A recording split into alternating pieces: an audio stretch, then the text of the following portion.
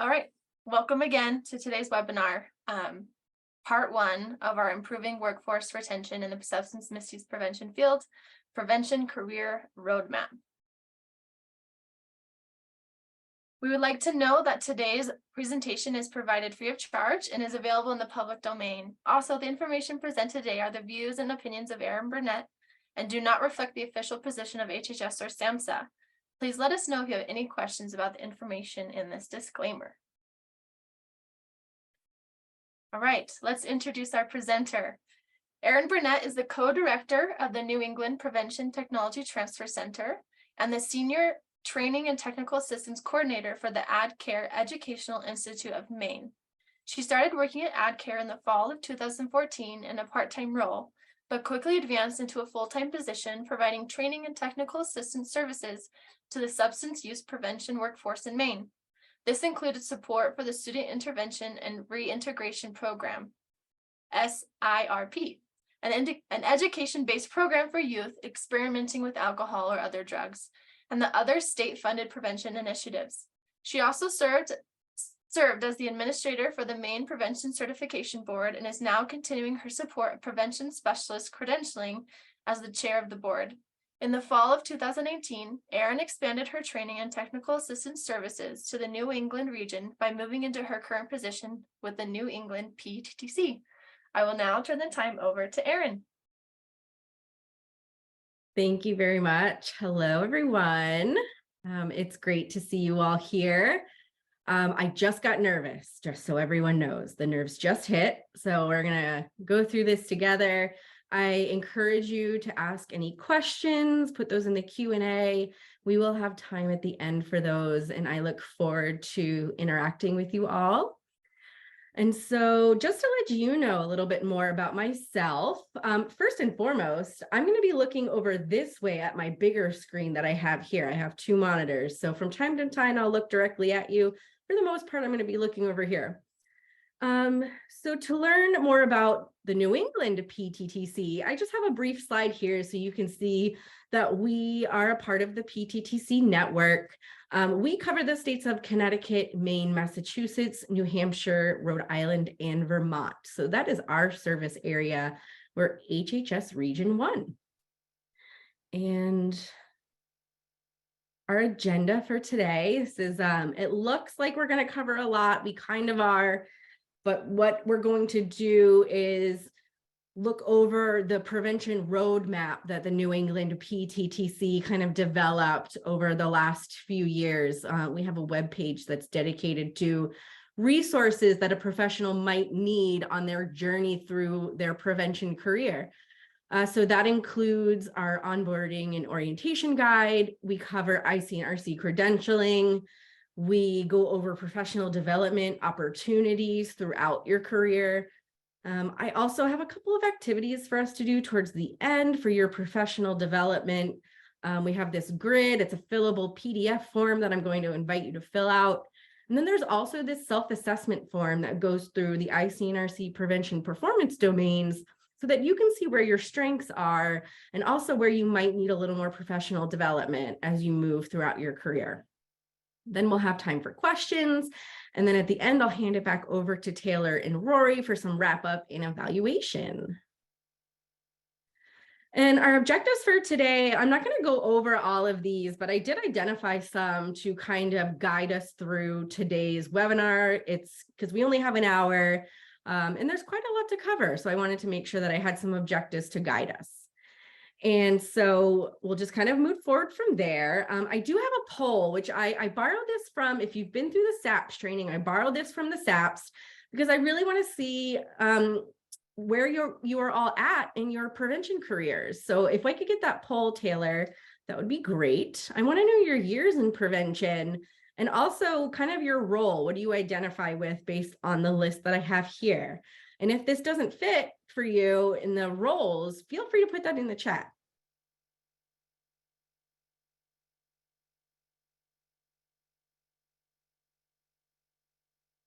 And Taylor, just let me know when we get the majority of folks that have answered, because I can't see that. Sounds good. We're 50%.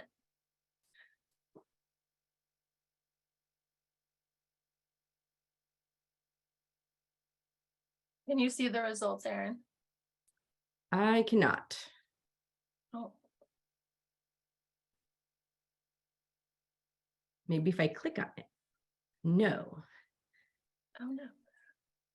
So if you want to read those to me, Yeah, that would be great. definitely. Okay, we're at like 80%. We Okay. have a lot. We have 37% who've been in for 1 to 5 years. Okay. Our next is under 1 year, 22%. Then 10 to 20 years is like about 20%. And then over 20 years is 10%. And 6 to 10 years is 10% as well. All right, great. Wow, I did not expect for us to have some of those 10 to 20 and over 20 years folks in. So that is great to hear. Hopefully some of this is new for you. Or maybe at least you can identify some new opportunities for your growth in your career. What about the roles in prevention? Yeah, so two are pretty close, 37 and 38%. 37% is work with a prevention coalition or use a coalition. A coalition to structure for your efforts. And 38% deliver direct prevention services like leading a youth or parent education program. 15% is supervise other staff.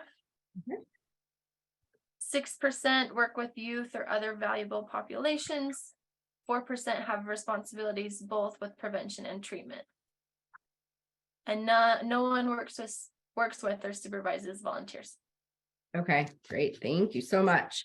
So thank you everyone for taking the time to do that. I just wanted to kind of get a sense of who is here. I did gear this more towards the newer or mid-level prevention professional, but oh, now I see the results. Thank you.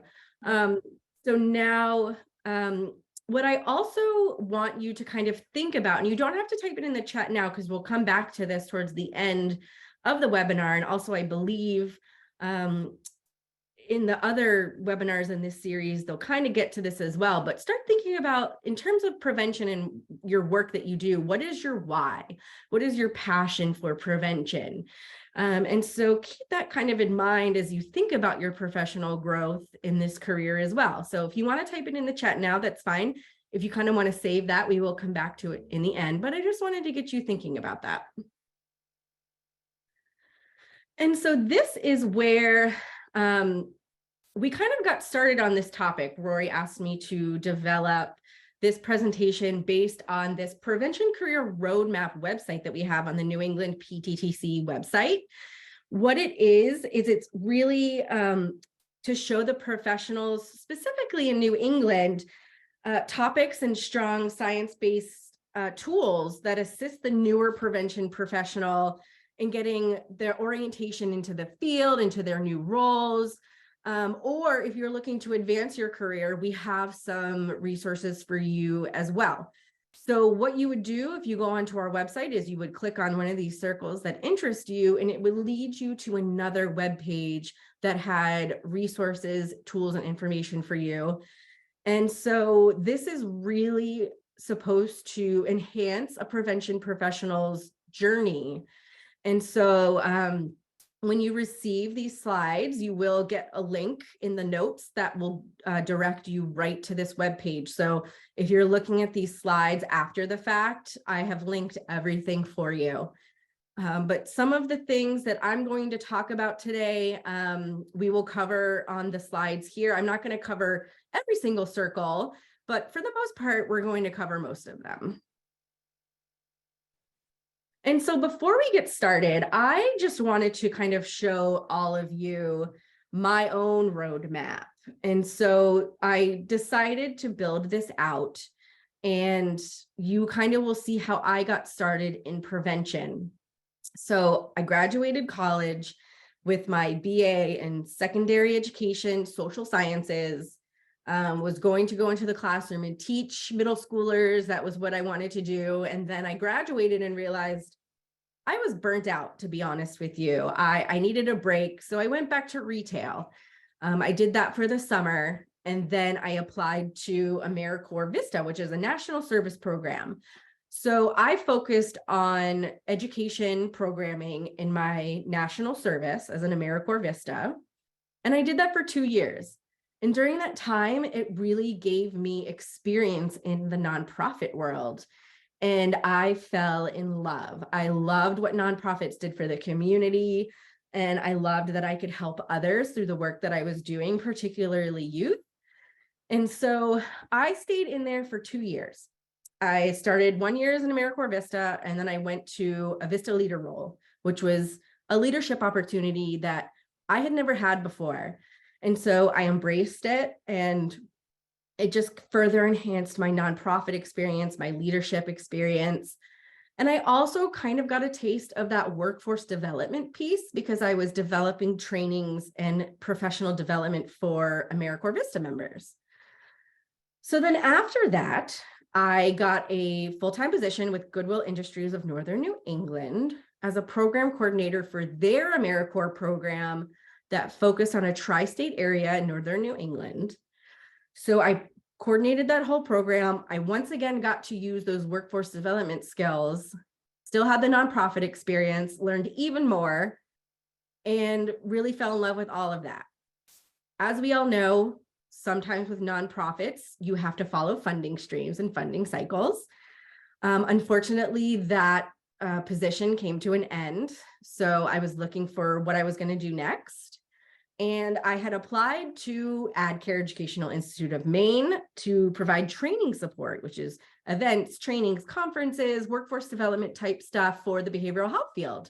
That was part-time. And that was fine for the time being. You know, I went back to retail for briefly in that amount of time, working at a bookstore, which I also loved, so it was fine. But then at AdCare, I got the opportunity to go into a full-time position, providing workforce development, training, and TA technical assistance to the prevention field for the state of Maine. And in that position, I also got to be the administrator for the Maine Prevention Certification Board. So this is where I really got to dive into prevention, into workforce development, into seeing the behind the scenes of the credentialing world. And I realize I'm doing this a lot with my pen. And so that started in 2014, which is what Taylor mentioned in my bio. And then in 2018, I got to expand that training and technical assistance to the New England region through the PTTC. So I've held a couple of titles since I've been in this role. I'm now the co-director. And I also moved into being the chair of the Maine Prevention Certification Board.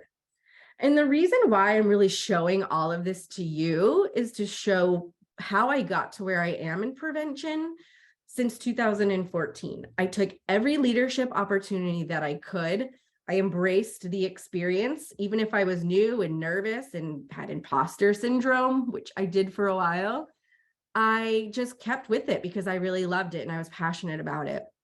And I can honestly say that I'm in a place now where I'm very happy with my career, and it's exactly what I wanted to do. And so now we're here, and it just goes to show that if you really take every training you can, take those leadership opportunities, learn as much as you can, and embrace the roles that you're given. If they interest you and you're passionate about it, it can all work out for you. So that's kind of how I got started. And I wanted to show you, oops, sorry about that. My roadmap might not look like yours. Yours in the prevention field could look more like a lattice. And the reason why I wanted to show this to you is because this is something that is also on our website for New England PTTC. We wanted to show that your career might not necessarily be like a direct road, the way that you saw mine, kind of like that vertical road. But you can, in prevention, move vertically, horizontally, diagonally. You could hold a number of different positions that don't necessarily give you a step up like you would on a typical career ladder. This lattice really shows that you can go into prevention and fall into it, if I may, in any which way. And you can find where your passion lies within prevention. And I always encourage folks to look for new passions and develop the areas in your careers that you're really passionate about. Do they exist within your current organization? Do they exist in training and education opportunities, leadership development programs? One thing you'll also notice is in our career lattice, we kind of highlight more the specific credentialing titles you can hold based on where you're at in your prevention career and your experience. So you see the provisional prevention specialist, certified prevention specialist, and advanced prevention specialist.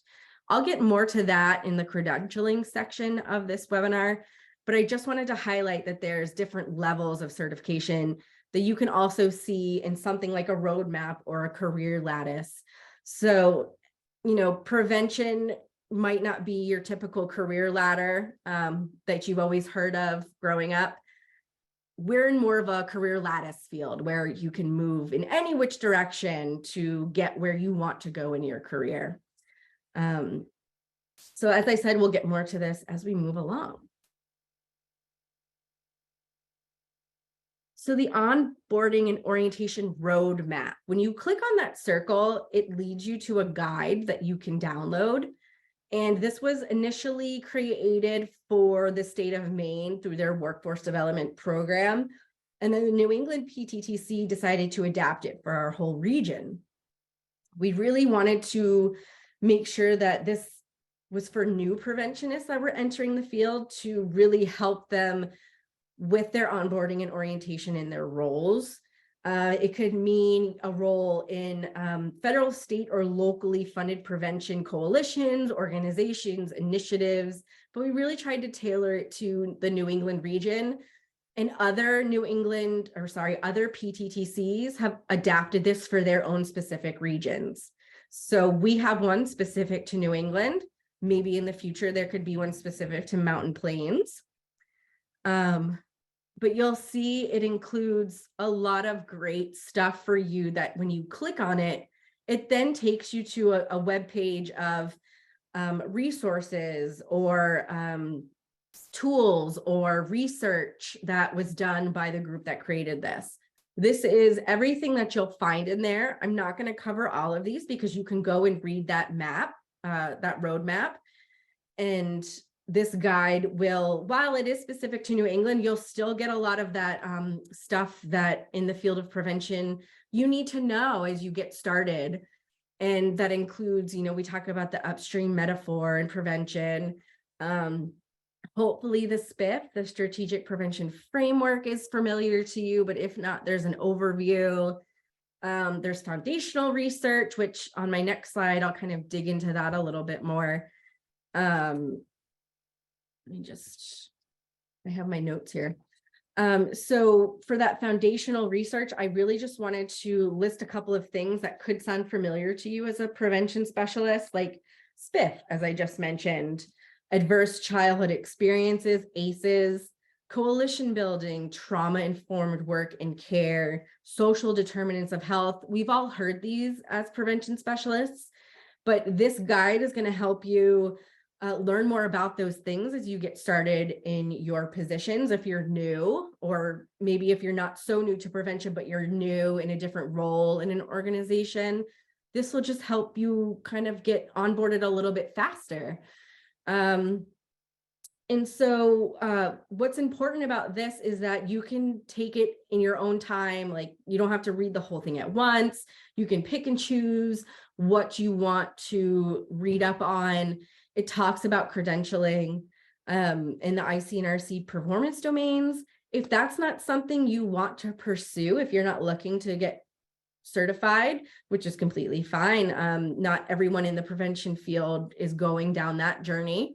There's a professional development grade you can take. It also just talks about competencies and critical skills of prevention professionals. If you don't want to become certified, this is still stuff that you need to know as a professional in a science-backed, science-based field.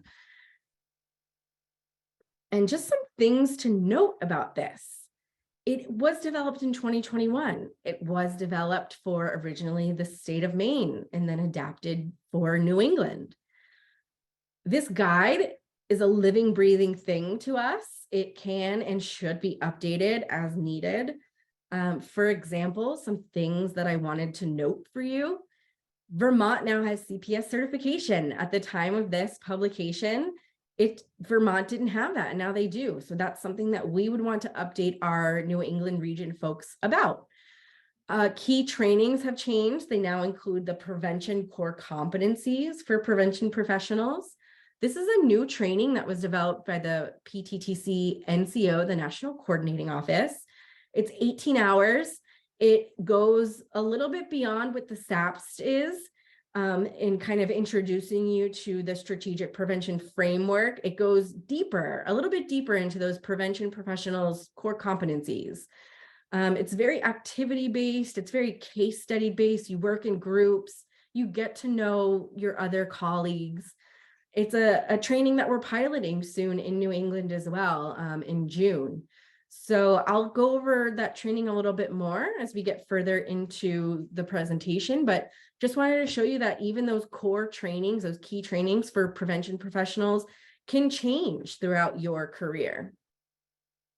There was also a language update. What we used to consider the continuum of care from the Institute of Medicine has now been changed. So we call it the spectrum of mental, emotional, and behavioral health interventions. So it still looks the same. The continuum of care still looks the same, but we're calling it something different.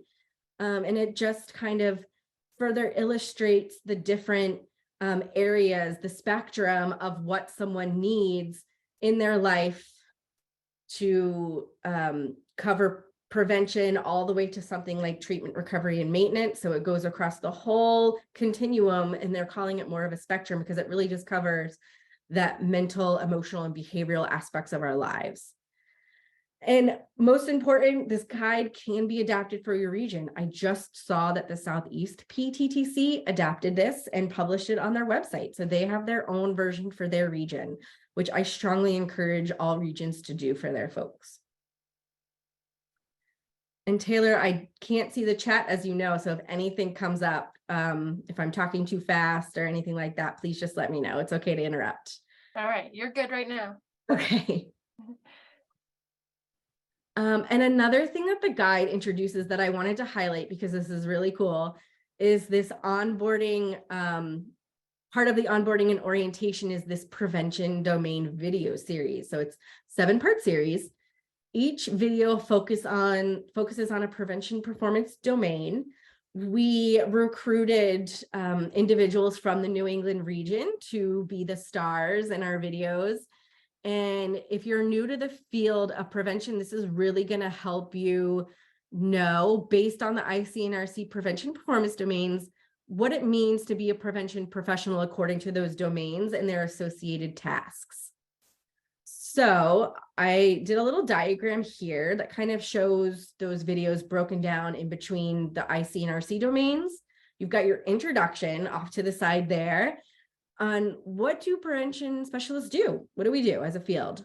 And then it goes into planning and evaluation, prevention education, service delivery, communication, all throughout the ICNRC domains. There's 6 of them.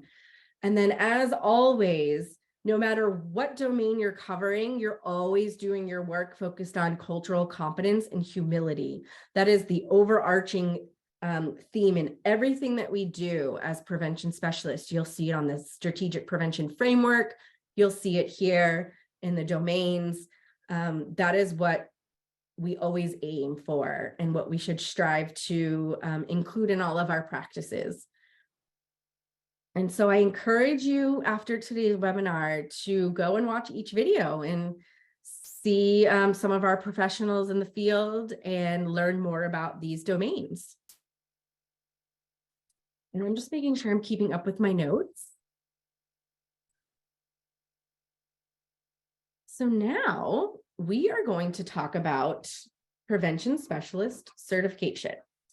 So I got this quote from the website specifically for prevention specialist certification, and it really is a credential for your career and your community. So if you're not familiar, ICNRC stands for the International Certification and Reciprocity Consortium.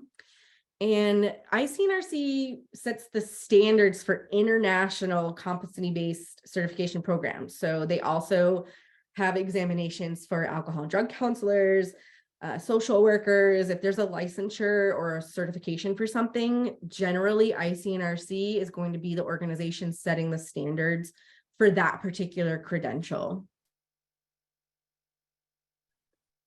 And we really try to emphasize the value of credentialing. I realize that not everyone is going to pursue certification, but we really try to promote it as much as we can, because what it provides is a competent workforce that is bound by a set of ethics.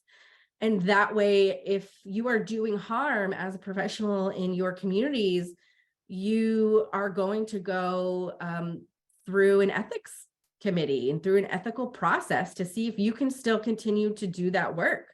If you hold a certification and you're bound by those ethics. And as we know, prevention is a science. We work with evidence-based and research-informed interventions and programs. We're not just throwing, spaghetti at the wall and seeing what sticks. What we do is a science, and the credential of being a certified prevention specialist really shows to the public and to those communities that we are a licensed field. We're bound by that set of ethics, and what we do is evidence-based and science-backed. And so I encourage you, as someone who sits as the chair of a credentialing body, to look at certification and see if that is something that means something to you in your career.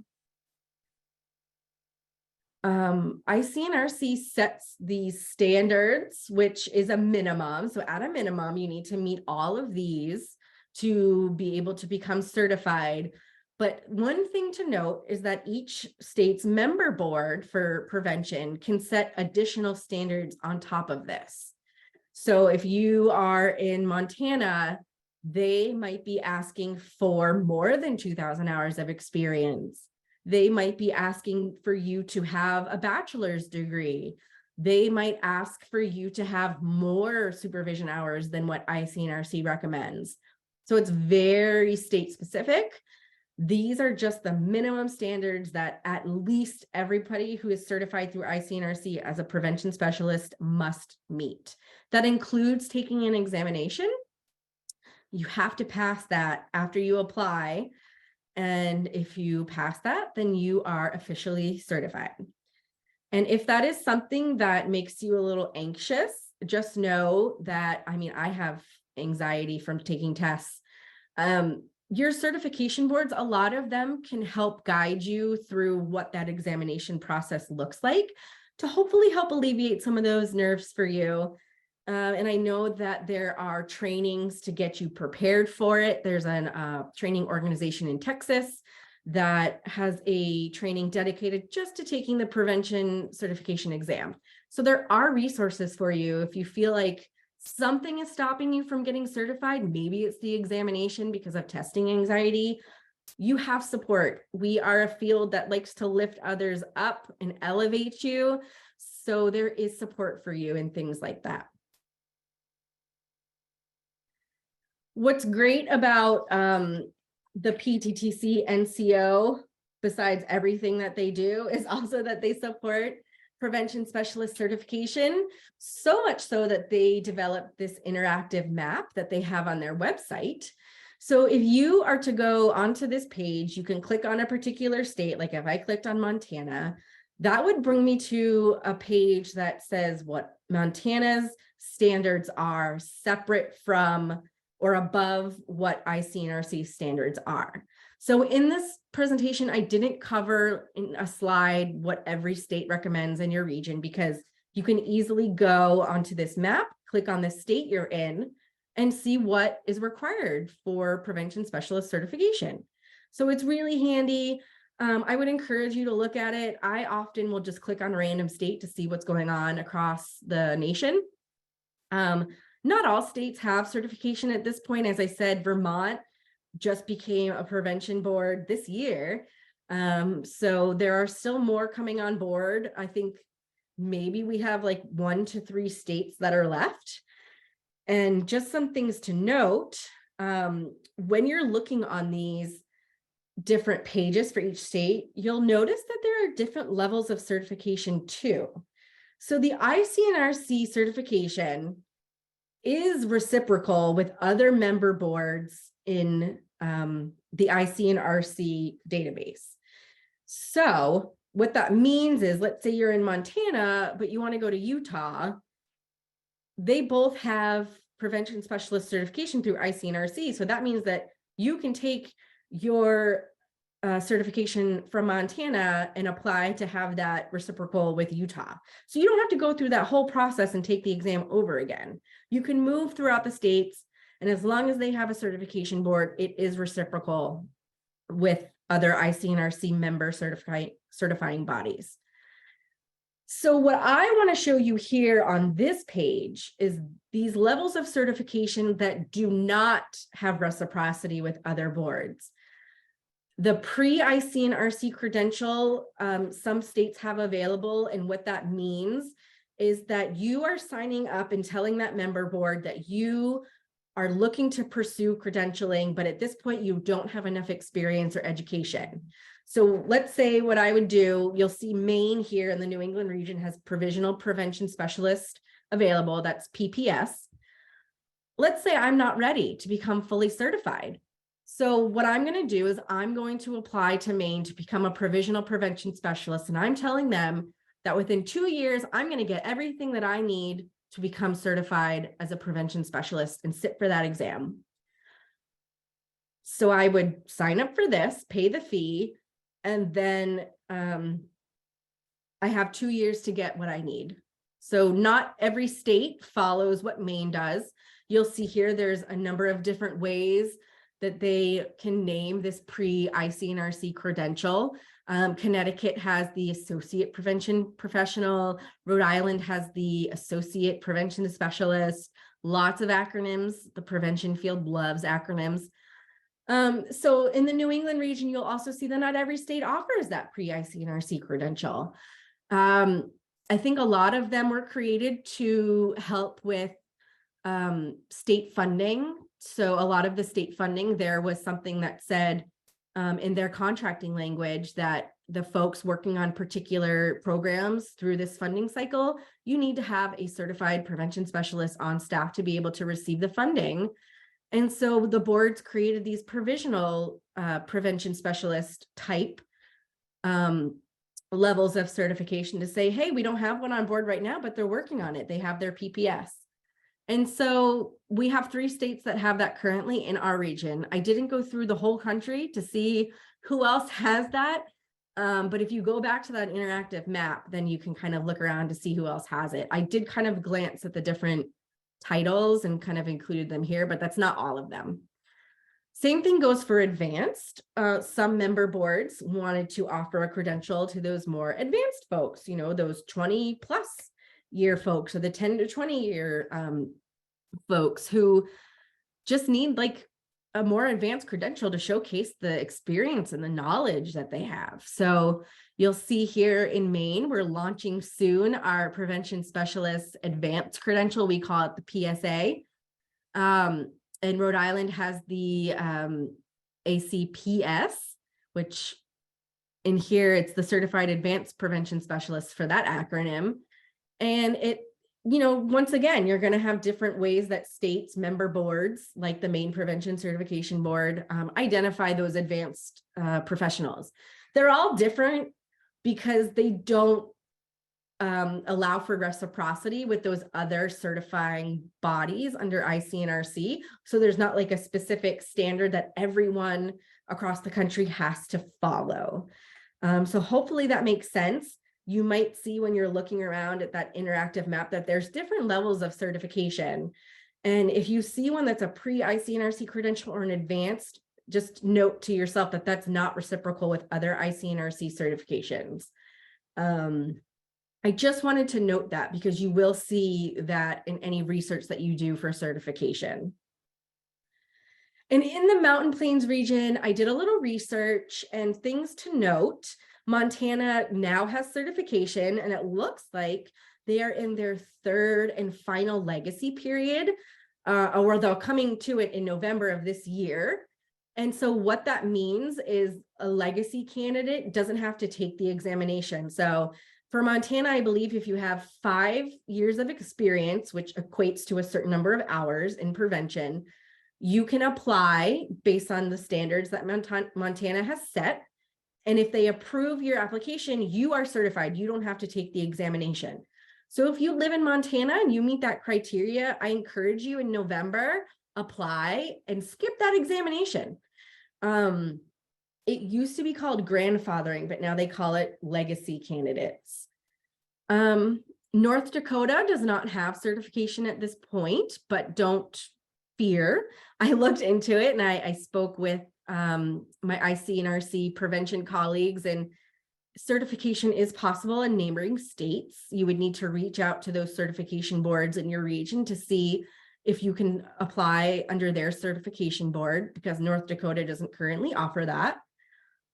And it looks like, based on my research, and I could be wrong, and if I am, please put that in the chat, there's no pre-IC and RC certification or advanced level certifications offered in your region yet, but perhaps that is something that your boards could consider in the future. So just something to keep in mind.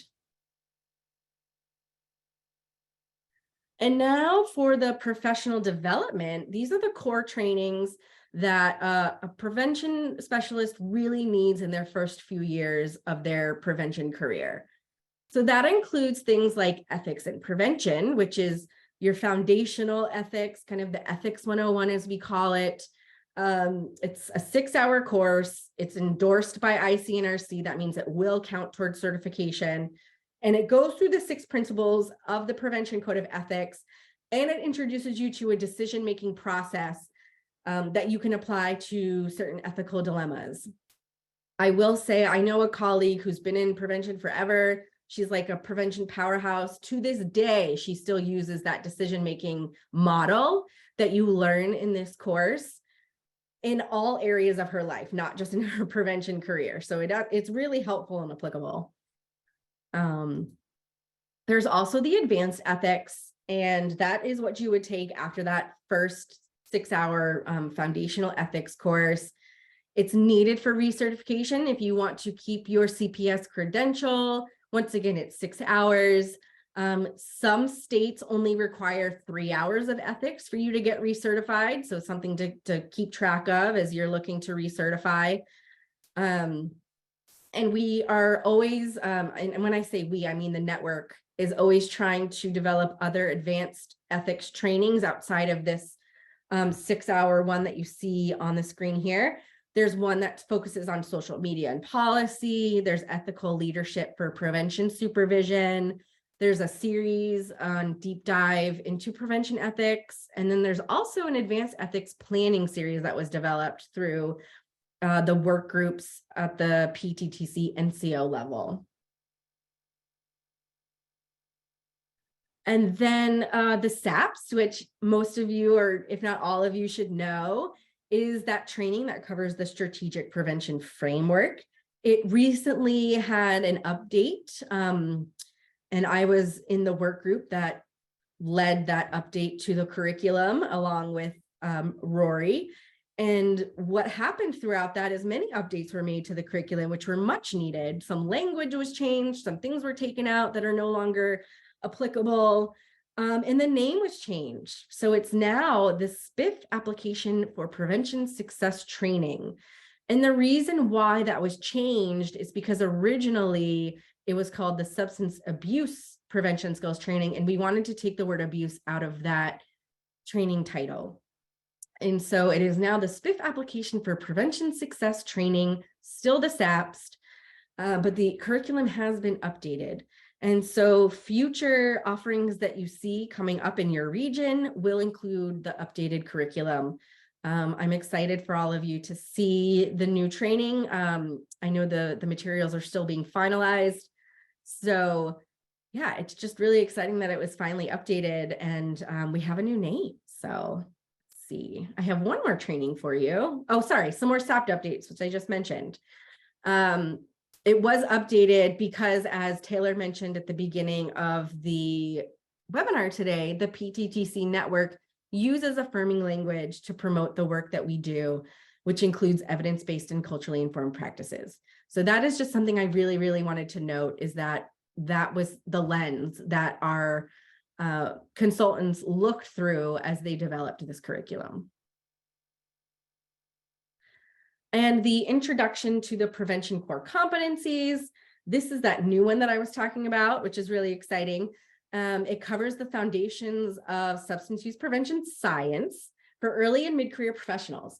If you are someone who's been in the field for many, many, many years, please take this, because maybe there's something new you can learn, and at the very least, network with those early and mid-career prevention professionals, because we always try to encourage kind of those mentoring possibilities through networking, and you'll hear more about that as we get further along.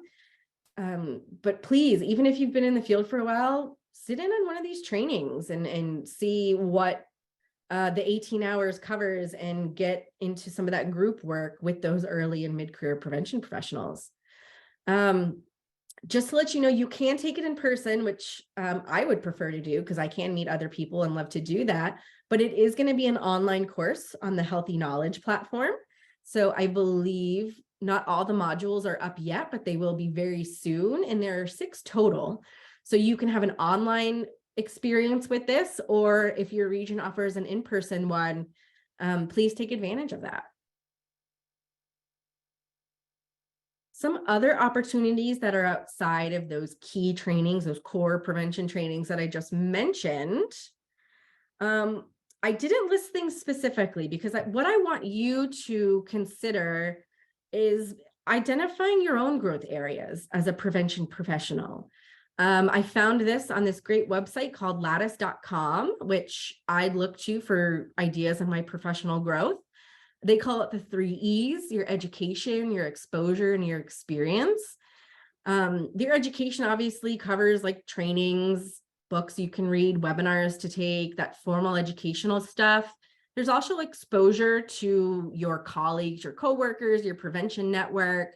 Make sure you're learning from others. It can be through mentoring, with maybe formal or informal mentoring. And they really encourage you to tap into networks of close contacts or even loose connections, people that you might not necessarily talk to all the time or work with or engage with all the time, but you can certainly learn from regardless. And so you also want to consider your experience as well. As I mentioned earlier in my roadmap, I put myself in as many leadership and development opportunities that I could, so that I could gain experience in what I was passionate about, which was workforce development. And what I did want to put in here, 4 ideas of where you could look to grow.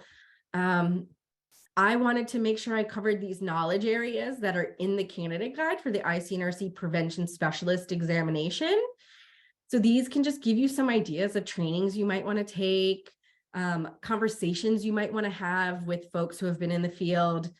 And it includes everything that a prevention professional would need to know or be able to do in their positions as a prevention specialist in their communities or in their state. And so you'll see here a lot of those things that you might already know of. Risk and protective factors, very important in the prevention field to know what those are and how to reduce the risk factors and increase the protective factors. Talks about conducting a needs assessment, capacity building, which is so important in the prevention field because funding isn't always going to be there. So capacity building and sustainability are so important to the work that we do. Other ones include logic models, which I know can scare people from time to time. They scare me still to this day. We have the, like I said, sustainability planning, cultural competence, humility and relevance. It talks about evaluation to this day, and I think I keep using that phrase a lot. I know some folks who have been in the field for a while who still need training on evaluation, which shocked me, but yeah, evaluation can encompass so many things. So that makes sense. One last one is those professional foundations, the think tank code of ethics for prevention specialists, the socio-ecological model. Maybe you need to hone up on your communication and marketing strategies for the work that you do. positive youth development and leadership skills for youth. Group facilitation is a big one that's come up recently in our region. Professionals want to know how to better facilitate meetings. So we have trainings available for those folks this June in our prevention track for the New England Summer School of Addiction and Prevention Studies. So these are all areas that we've heard that prevention professionals want to grow in our region. And if that's the case for you as well, talk to your PTTC because they can help you with these trainings and technical assistance. And other development opportunities, I really want you to think outside the box when it comes to those. So what I wanted to kind of just highlight here is you can get a lot of this through things like mentorship, whether it's formal or informal. Can you get experience as a board member on a prevention board or some other public health board in your community or in your state? Is there a fellowship opportunity that you might want to partake in? Are there committees or work groups that you can work on? For example, at the main CDC here, they have various work groups that they invite others from outside of the main CDC that are in the prevention field and public health field to work on. So you can get experience that way as well.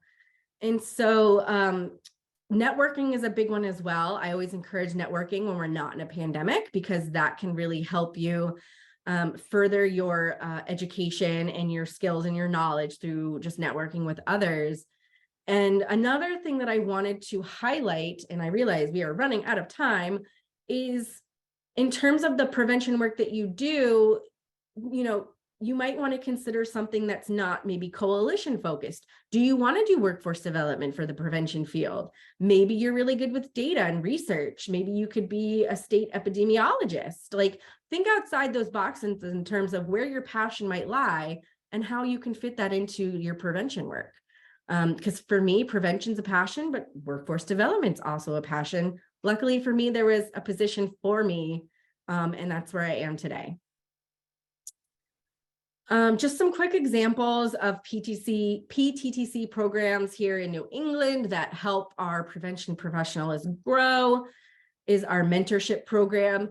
We pair a more experienced prevention professional as the mentor with a mentee that is newer to the field. They have 9 months to establish a trusting relationship, talk about those things that they want to work on. The mentor gets that leadership opportunity. The mentee gets that knowledge and that long-term career development work with their mentor. We're in our 3rd year now. I think it's our 3rd year. And we're really happy with our results because we have our prevention professionals that want to stay in the field and become certified.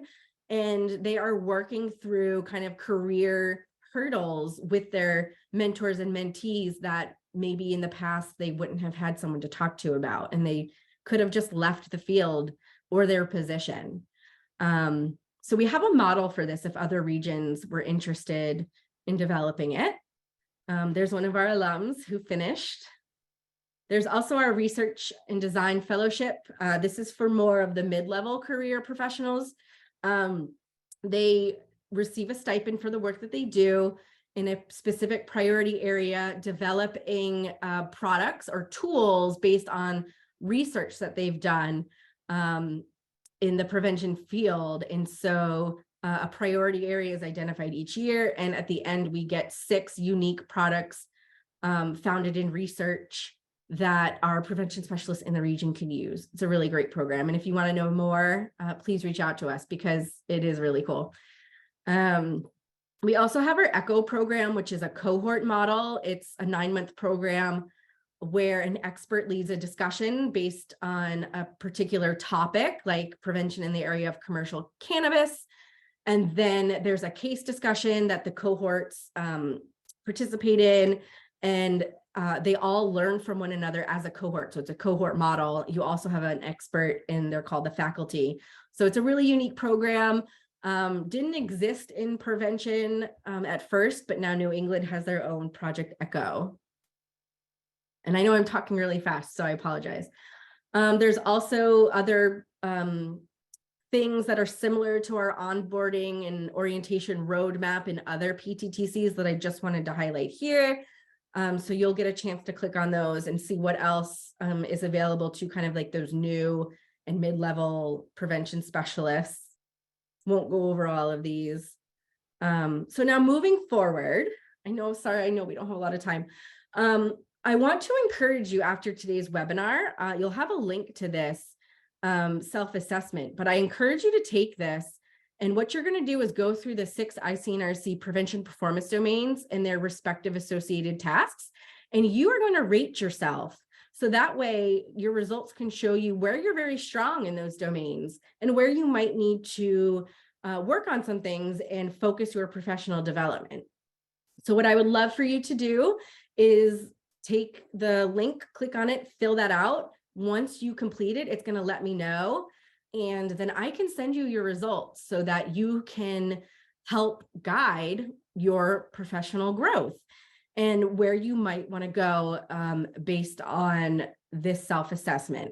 And that is going to lead us to this professional development grid, which I do have a fillable form for you. We're not going to have that much time to start this.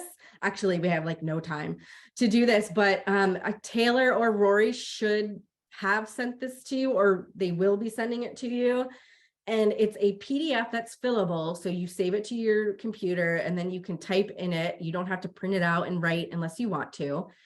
But what I encourage you to do after you get that self-assessment back from me, or even if you don't want to wait and you want to do it now, start by identifying a short-term and intermediate and a long-term goal for yourself.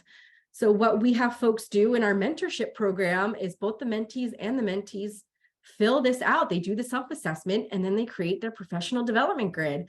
And that takes them through their 9-month relationship working on their goals together. And so those are 2 tools for you that I wanted you to walk away with after this webinar to help you start identifying where you want to go professionally if you're not really sure at the moment, or you're not sure those areas of growth might be for you in your career and where your passions lie. So we're not going to do a 10-minute activity. I apologize. And then just in the chat, because we're kind of wrapping up here, based on everything I quickly went over with you, just list one resource that you're going to utilize after this training to enhance your own professional development in the prevention field. What is something that I showed you today that really spoke to you, makes you want to just log off of here and utilize it right away? So just let me know, because I'm curious. And if you don't have anything yet, because you're still digesting, because I talk quickly, it feels like, that's okay too. Just wanted to get you thinking about it. And back to this piece, in your words, what is your why? What is your passion in prevention? Where do you see yourself ending up in your career? What gets you out of bed in the morning besides a beautiful hot cup of coffee to go and do your prevention work? And you don't have to put it in the chat. You don't have to share it, but I just wanted to get you thinking, especially if you're going to participate in the other 2 webinars in this series. And so with that, I want to say thank you. We're going to get to questions if there are any. So I'll hand it over to Rory to kind of help facilitate that. Yeah, absolutely. Erin, thank you so much. Thank you for sharing the great resources at Region 1 PTTC, as well as some of the other PTTC. I think you all have done a fantastic job on that career roadmap, and thank you again for sharing